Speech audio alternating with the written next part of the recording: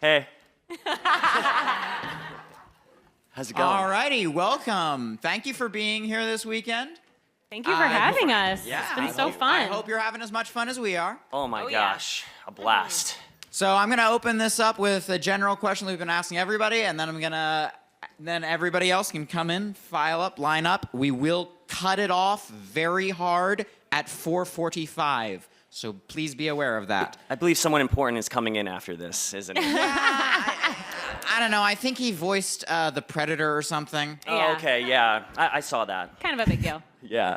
All right. So that general question is: how'd you initially get into voice acting, and how did you specifically get into Transformers voice acting? You go first. Okay. So I graduated school in 2011. Around 2012, I took an on-camera commercial class in New York City that my managers at the time recommended. And at the end of that workshop, it was a multi-week workshop. At the end of the workshop, a agency came in and you got to perform for them, do copy for them. That agency ended up signing me. Through that, I met their voiceover department, and I was taking a workshop at the time with a casting director named Andy Roth, and who's amazing. And yeah, I met with the voiceover department. I booked with them within my first year. I continued working with the voiceover department, booking things periodically, commercials and so forth. And then a couple years in, I think it was like, oh, thank you. 5 stars. Yes. Thank you. No parch, thank you.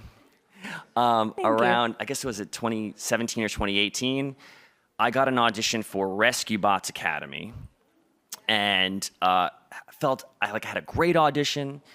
Didn't get anything in that, but the same casting director called me back for Cyberverse. Now, if I didn't get Cyberverse and I was not here in front of you, and this all didn't happen, I would to this day tell you that was one of the worst voiceover auditions I've ever had. Absolutely. Thankfully, 3 weeks later, I got a call from my agent that said I got it, and then I was voicing Hot Rod, and here I am.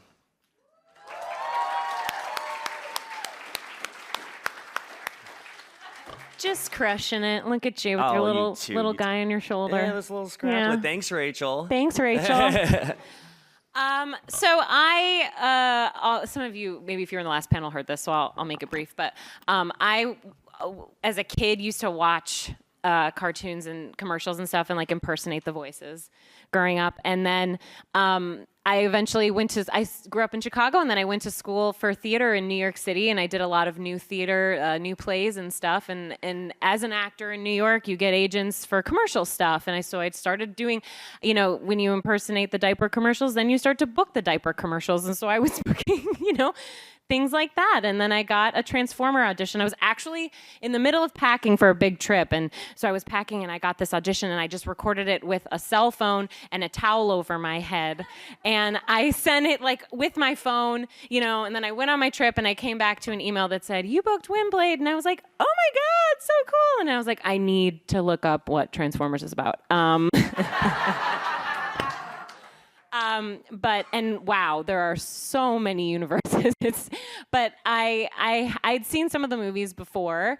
So I was somewhat familiar with it, but I was so psyched to find out that Windblade was a fan-made Transformer, and to deep dive into her, background, and and so then I've just been doing it ever since, and then from there I booked War for Cybertron as RC because the creator of Cyberverse liked me so much as Windblade that they asked me to do that, and then they asked me to do the video game, and so it's just been a great community, and the fans are amazing. I've had such a great time so far. So yeah. So thank you all so much for being so welcoming and kind. It's really been the best. Can I ask a follow-up? Yes. What was your first professional voiceover gig? For what product, or if you remember? Oh, Starbucks. Yeah. Oh, big time. I don't get any free coffee from it, in case you're wondering. No free drinks, Starbucks, yet. Yeah, I hear there's a guy who works there who's very inspirational. Yes. Awkward theater joke. All right, come on, line up, ask your questions. Oh my God, was that a Taylor the Latte Boy reference? Yes. Oh my gosh. Wow. I didn't Bring even me get that. Java. Bring me Java.